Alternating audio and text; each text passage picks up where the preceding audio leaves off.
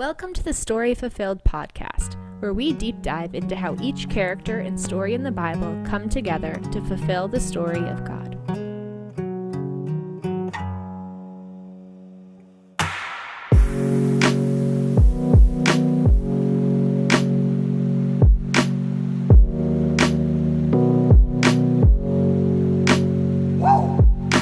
I'm Abby. I'm Jay. And I'm Fletcher.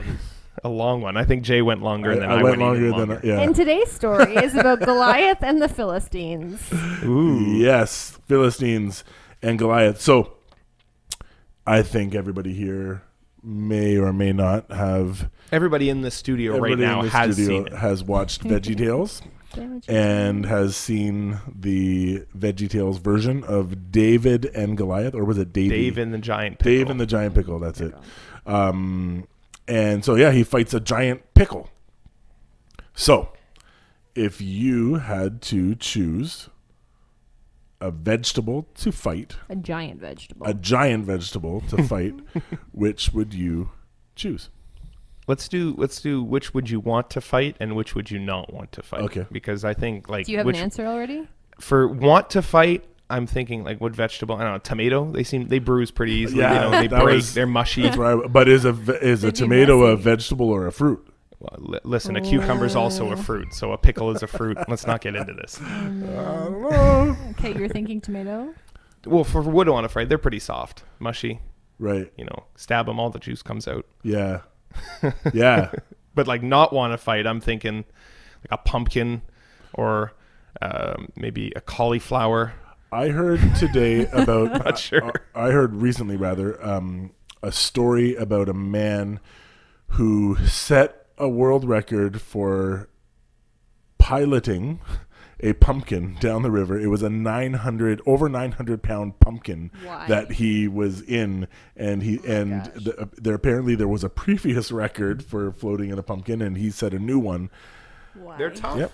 They're tough. I don't want to fight a pumpkin. I and can apparently barely, I can barely buoyant carve and one waterproof. out with a knife my size, Right? let alone a giant one. Yeah, your forearm is wrecked after trying. Yeah, exactly. To, Carve a jack-o'-lantern. Yeah. Okay. Jay, do you have an answer? So just based on Fletcher took the soft tomato, so I was like, okay, what is another kind of an over-ripened avocado? Okay. Also a fruit. Yeah, I would very gladly fight against that. Okay, both of those are like messy. Yeah, But easy. Like You look at an avocado that's overripe the wrong way and it's bruised. There's no shot. Right. You're making guacamole. There's no slices coming out of that. Yeah. I think what I would not want to fight would be an onion because the residual, I would cry. It's like, even if I'm winning, I'm crying.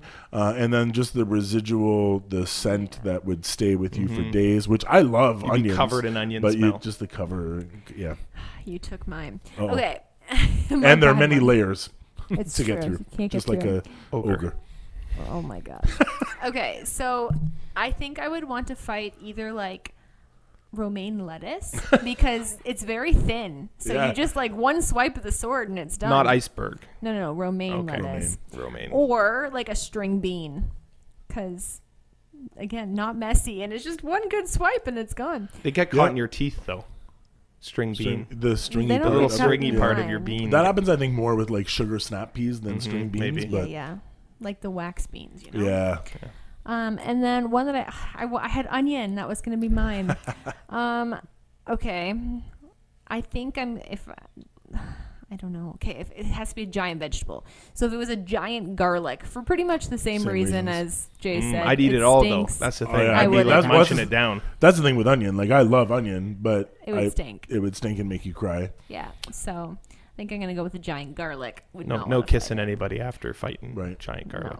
No. So All keep right. keep the what are the vampires away? Yeah. It's true. So instead of Dave and the giant pickle, it's Ab and the giant garlic. Garlic. Wow. All right. That's- There we go. All right. Stay tuned for our animated feature. Feel free to pop into our social media channels or email to let us know your take on this question. What giant vegetable would you love to fight against, or you would choose to fight against, or which you would not want to fight against?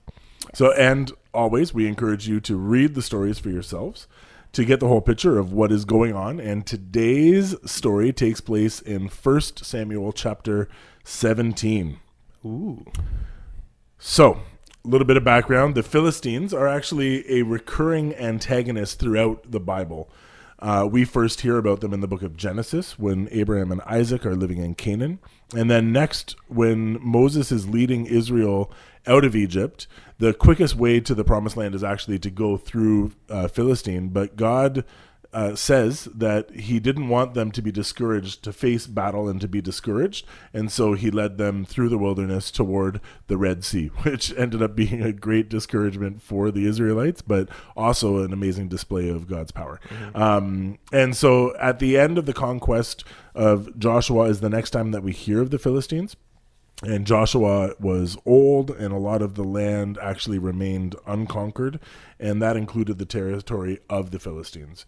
And in the book of Judges, we read that God says that these nations were actually left, which there's a number of nations, but including the Philistines, to test Israel's faithfulness and to train them in war. Because up until this point, they had not been a fighting nation. They had not been trained in war. The only battle that they had actually encountered was the Amalekites. And so, he said to train them in war because there would be that need. I guess there was also the battles of driving some of the other nations out. But again, that was mostly God's. That's a lot of God's power doing it for them. You think of Jericho, and you think of the Jordan River.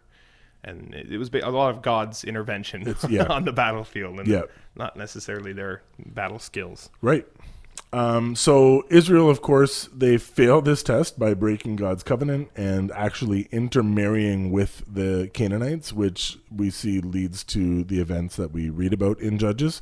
And there were several judges of Israel who fought against the Philistines, including Shagmar, Samson, and Samuel. And during the time of Samuel and Eli, who was the high priest at the time, Israel went out to battle carrying the Ark of the Covenant, and they lost the battle. Eli finds out, falls off his chair, and dies. Because he's fat, is what it says, because he was very heavy. Right. And so then the Philistines capture the Ark. And before you continue, sorry, that story is really funny. You hear it. Eli gets told what happened, and it says, Eli, your 2 sons died and the ark was captured. And it said when he hears that the ark was captured, he falls off his chair. Right. Not about his 2 sons. Yeah, just about the ark. No one liked his 2 sons. So. I'm sure he did. He's not going to be happy about it. I don't know, man. Abby clearly doesn't have children, though. This is true. I would be devastated if my 2 sons died in battle. And then, okay. Thanks, Jay. Okay. Just had to put that out there because they listen. The Philistines capture the ark then and bring it back into their city, their cities. And so 1 Samuel 6 describes the Philistines passing the ark around to their 5 cities and eventually sending it back to Israel because God cursed whoever had it. And the interesting thing is, at the same time, Israel is lamenting the loss of the ark and even questioning God's faithfulness during that time. And so to see the way that God works that by using the ark to cause discomfort and trouble for the Philistines, and then to see it coming back it's really neat section of scripture to and you'd to think, read okay, through. how can the army that carries the Ark of the Covenant lose? Right. Because that's like the whole, if you've watched Indiana Jones, that's Right, the whole right. purpose. They're finding the Ark because any army that carries it is going to win, and we know that's not true. Yeah. And it's because it was basically Eli's last hope. He's like, okay, we're just going to carry the ark and God's going to make us win. Right. Not because we're obeying him, but because we have the ark. Right. And that's what ended up having them lose the ark to the Philistines. Yeah. But then it turned out that God had cursed whoever was not Israel that had it. Samuel then tells the people that if they return to God, he will deliver them from the Philistines. And then God causes great confusion among the Philistines, and Israel wins a great victory, taking back the cities that the Philistines had taken. And then we see Saul is anointed as king, and one of the enemies that he has to face is the Philistines, and he fights several battles against them. And Jonathan, Saul's son, also wins several battles against the Philistines, and you can read all about those battles in 1 Samuel chapters 12 to 16, which then there's some honey action. There's a lot of stuff going on in those chapters. A lot of battles. Yeah. A lot of fighting. And then that brings us to where we are today. All right. Let's put some background to what's going on. We talked a lot about the Philistines last week with our episode about Delilah. They didn't really leave much behind as far as archaeology goes. We don't hear from their art. We don't see any pottery from them. But basically all we have is writings from the Egyptians, the Assyrians, and the Hebrews, of course, in the Bible. What we do know about them is that they're a warmongering people. Uncircumcised, dirty Philistines is what we called them. They like war, they like killing, they like battle. And that's really what we see from every source that we have. But today's story takes place in roughly 1000 BC, and it's during the reign of Saul in the United Kingdom of Israel. Around the area, it's still the Greek Dark Ages, and the Neo-Assyrian Empire is kind of taking shape. And then in Egypt, it's their 21st, 22nd dynasty. So that's what's going on in the ancient Near East at this time during today's story. Yeah, so where did the Philistines live? / who were they? So this is something that a lot of people don't really know where they came from. So there's actually some DNA evidence that suggests that the Philistines descended from southern Europe, actually, from a land called Kaftor, which is proposed to be modern-day Crete. Which is in Greece. It's an island on the Greek islands. So Mediterranean area.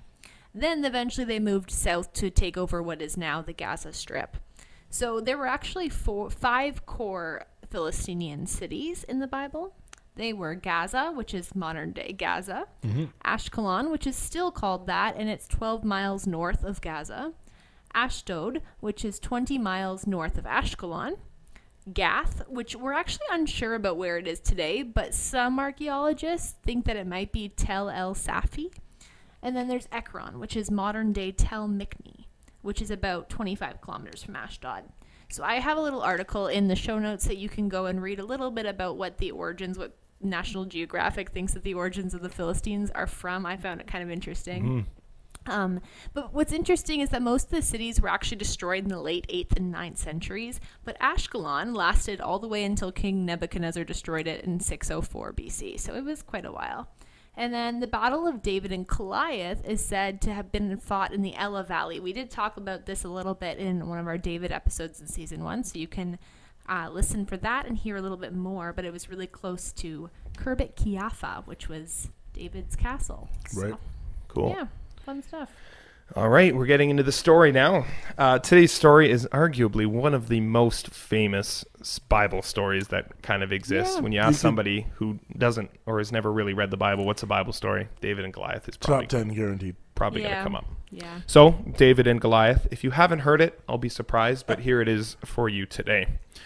So David was a little asparagus. He was a little asparagus, and he had to fight a giant pickle. Yeah. No, David is this young kid, but that's not what the start of the story. So the armies of the Philistines are kind of building up, and they're getting all feisty, and they're starting to prepare for battle against Israel.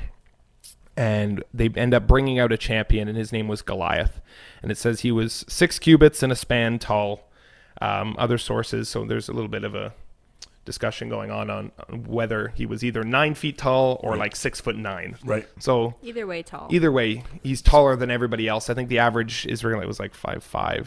Right. He's a lot taller. Anyway, so he comes out. He has this giant spear and full bronze armor, and he calls out Saul and the Israelites, and he says, "Fight me." And they all terrified, and they refuse to fight Goliath. Not me. No, not a single man chooses to fight Goliath. Yeah. Eventually, a boy named David finds this out. He comes to visit his brothers who are soldiers, and they go, "David, get out of here. You just want to see the battle." He's like, No. I heard about this guy. What do I get if I win? Yeah. I love that they're like, "You just want to see the battle."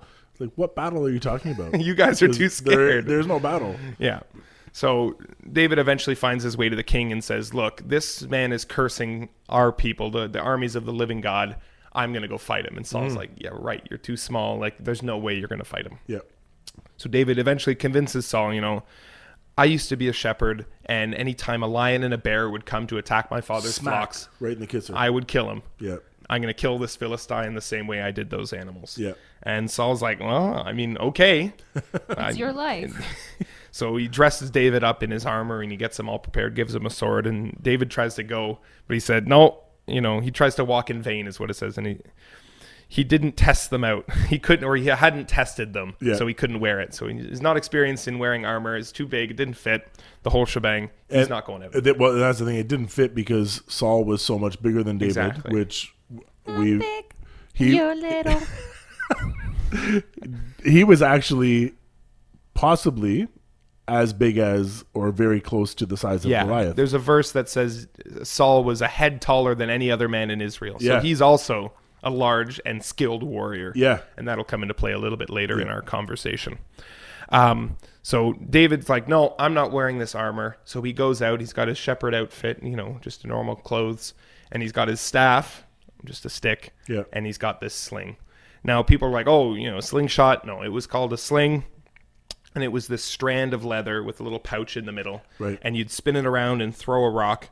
And it was actually, it's an ancient weapon that was probably invented around the same time as the spear thrower and the bow and arrow. So it's like this really effective weapon that shepherds used, again, to defend their flocks. But even the Greeks and the Carthaginians, who eventually defeated the Romans, they used them in battle. They defeated the Romans because they couldn't pronounce the name. Exactly. Who's attacking us? Who? And then they were already there. Dead. Yeah. No, they found these lead sling rocks, and one of them has like a lightning bolt, and it's a Greek rock. And then on the other side it says, catch this.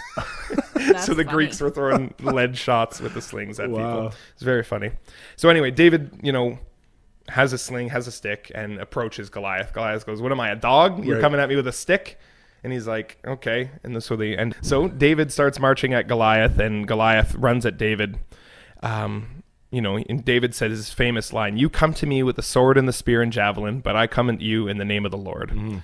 And he says, "You've denied the armies of the living God, and today I'm going to kill you to show that there's a God in Israel." Yeah. They charge at each other. David, you can't see me, of course. I'm doing the old sling action. I'll put a picture. Yeah. So he does his sling. He throws it.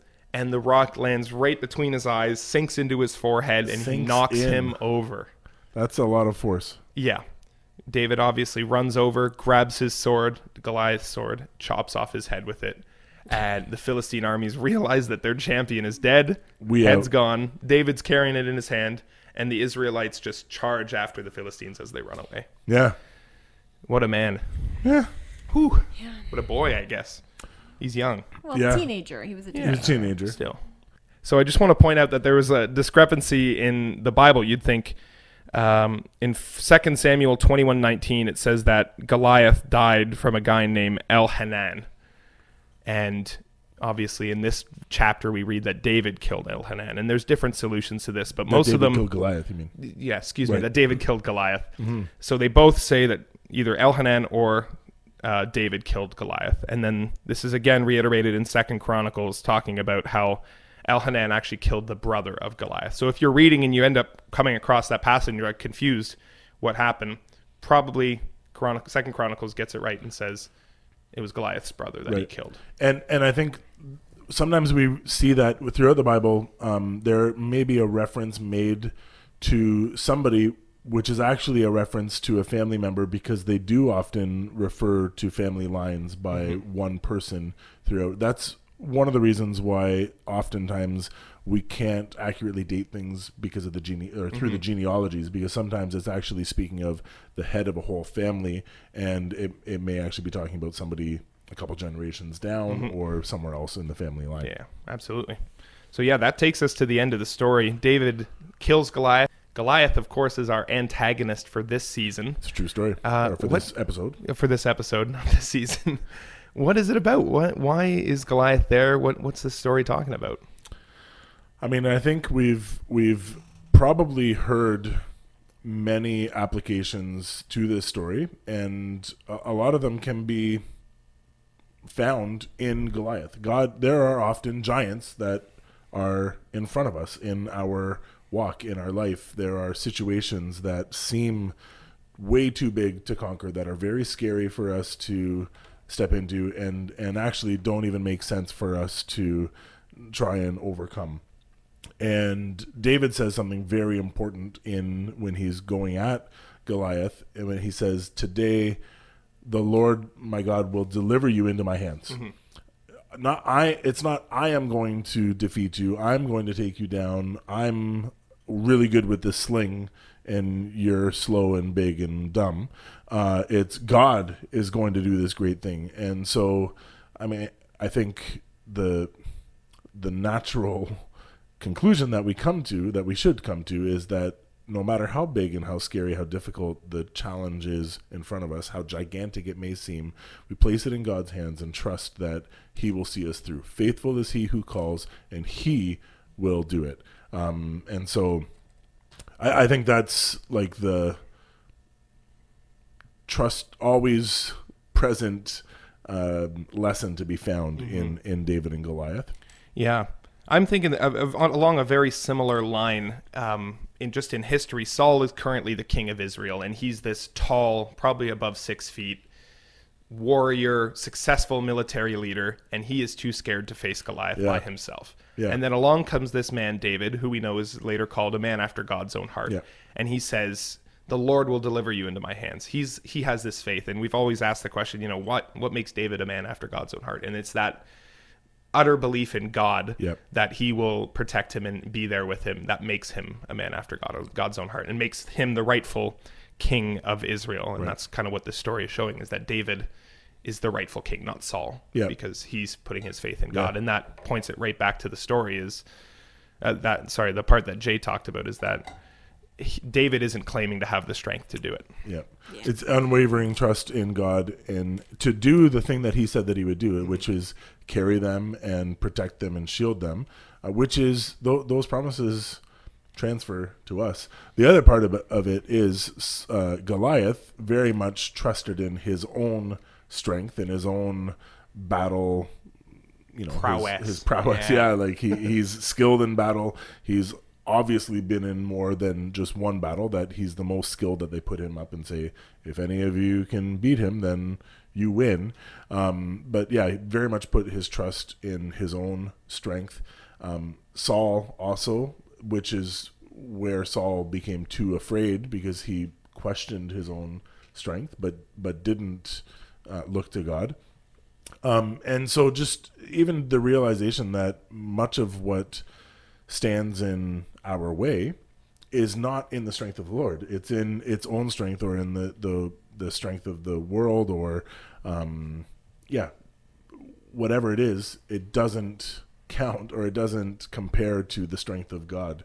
And so that should give us cause to just have confidence and trust in the Lord. Yeah, absolutely. I find that this is probably the most incorrectly exegeted passages in the Old Testament, besides like some of the stuff Jesus says in the New Testament. This story, I've heard so many times people just say like, "Oh, I'm facing my Goliath." I'm like, no, that's where you're wrong. It's not you facing it. Like that's where you're totally taking the story out of context. Like David fully. He's not mustering the strength from within himself to conquer, the great giant. He is putting his faith in God, and that's what allowed him to. That's the difference, right? It's not like every time some small guy who thinks he's strong can face a Goliath. That's not how the world works, right? You're going to lose the battle 99% of the time. Yeah. So next time you hear someone say, "Oh, I'm facing my Goliath," say, "No, you need Jesus." You do better if you let Jesus face your Goliath. Yes. Another passage that I think was really important for thinking about what this means was Judges, Judges chapter 3, verse 3 and 4, and it talks about how the enemies of Israel were left in the country in order to test them. We talked about this a little bit earlier, but it was basically there were still Philistines, Amalekites, and a bunch of other nations left inside Israel, and God was testing Israel. Were they going to fulfill this covenant? Were they going to keep the covenant and not sin against me? And of course, we know that they failed this over and over. We see that in the Judges. For 400 years, they failed this with King Saul. They failed this and failed to put their trust in God to conquer the land. And then here comes David, which of course is the most famous king of Israel. But he comes, and he's the one who continues that faith in God. You have Moses, and they've failed ever since, basically. Right. And now here comes David, and he's actually trusting in God, and he's continuing the covenant by being the person who fulfills the covenant and trusting in God. Which I wonder too if that's a little bit of imposing the lesson that David shows us from fighting Goliath onto that testing of Israel with the enemies, which is just trusting that the Lord will fight them and will fight for them in battle, knowing that they're unskilled in battle and they're not a war nation, that they would have to just say, hey, God, we're going to need you in this battle. Yeah. Cool. Good stuff. All right. So final question. And because we've kind of answered the question, you get one sentence each to answer. Okay. How does this story of the Philistines and Goliath contribute to the fulfilling of the story of God throughout the Bible? Yeah. I think it's a really great example of how David was a man after God's own heart, and that in that God used him. He made a very important promise to David that through his line, his throne would reign forever. And eventually that gets fulfilled by Jesus, and we believe that he's coming back eventually to reign. Yeah. So David is really the first king that we see that is a man after God's own heart, and he's the beginning of that fulfillment of God reigning. Yeah. So that was a run-on sentence. Sorry. But I want to see you do better, Jay. Well, I would say from beginning to end, the battle belongs to the Lord. And I've read the book, and he wins. Good stuff. Good answers. There was no commas. There was only a period at the end of that one. No semicolons there? No, nothing. I don't know how to use commas. A semicolon. It's good. Anyway, thank you so much. Us. Thank you so much for listening. Yeah. Bye for now. Bye.